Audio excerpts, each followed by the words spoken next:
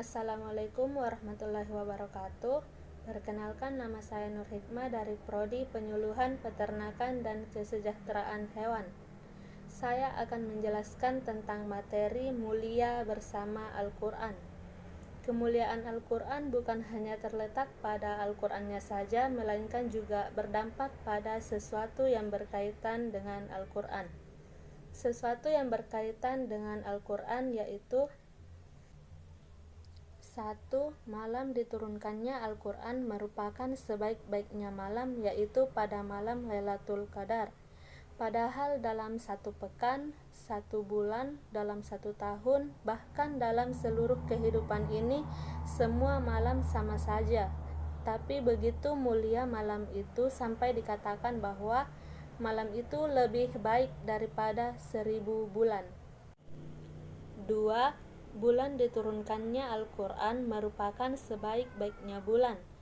Padahal di awal penciptaan alam semesta ini, Allah Subhanahu wa Ta'ala telah menetapkan bahwa dari 12 bulan, ada 4 bulan yang termasuk dalam bulan-bulan yang haram atau mulia, yaitu bulan Zulqa'dah, Zulhijjah, Muharram, dan Rajab. Belakangan Al-Quran datang mengangkat derajat bulan Ramadan sehingga dikatakan sebagai sebaik-baiknya bulan. 3. Tempat diturunkannya Al-Quran merupakan tempat termulia di permukaan bumi, yaitu Mekah secara khususnya di Baitullah, Masjidil Haram, dan secara umum Mekah dan Madinah, di mana negeri yang kering dan tandus diangkat derajatnya oleh Allah Subhanahu wa Ta'ala dengan menurunkan Al-Quran di sana. 4. Nabi yang diturunkan kepadanya Al-Quran, yaitu Nabi Muhammad SAW, merupakan Nabi dan Rasul yang termulia. Pertama, kita katakan bahwa beliau merupakan manusia biasa, namun secara mutlak beliau merupakan manusia yang mulia, bahkan Nabi dan Rasul yang paling mulia yaitu Nabi kita Muhammad SAW. Kenapa? Karena kepadanya lah Al-Quran diturunkan. 5. Malaikat yang menjadi pembawa wahyu Al-Quran, yaitu malaikat Jibril, merupakan sebaik-baiknya malaikat. Pada dasarnya semua malaikat itu sama saja makhluk Allah yang diciptakan dari cahaya. Kenapa malaikat Jibril dikatakan sebagai sebaik-baiknya malaikat?